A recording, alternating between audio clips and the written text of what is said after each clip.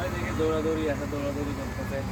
তা আমি দাঁড়ায় আছি, দেখি কি করা যায়, চিন্তা করতেছি। আমাকে বাসা ঠিক করে না সবাই দিলাম আমার ঘরটা আছে না, খাইতাম ওটা দেখে আসলাম, দেখে আইসা করলাম যে ওইটা ধরছি। তোমার সার আছে একটা, যাক ওই জায়গায় ভালো আছে, পরিবেশটা ভালো, খাওয়ারও মান ভালো। ওই কথাও খাওয়া ওইখানে খাওয়ার মান হয়েছে আপনার যে 3 দিনই আইছে, ওই মানিক সাহেবের বাইক নিয়ে আইছে, তাই খাওয়াচ্ছে।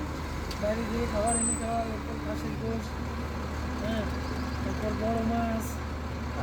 এখন আমি কম মনে গেছে ওরা ওই যে গোশ টোশ খাওয়াচ্ছে, মিল করলাম 100 টাকার উপরে দেবো না। আরে ভাই এগুলো তো খাওয়াচ্ছে হেরা, আমি কি কর এবার আমার মিষ্টি আছে 6-7 কেজি। হ্যাঁ, ভালোই। ওইদিকে খাওয়ার দিক দিয়ে মানে খুবই, আমার বিয়ের দাওয়াত দিচ্ছে। সেটা কার দিয়ে? এই যে বাড়িওয়ালা সজল নাকি আমার ছেলে,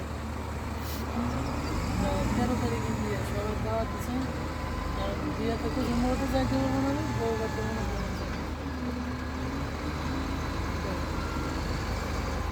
আর এই জরিমানা ধরছে একের জন্য 500 এর।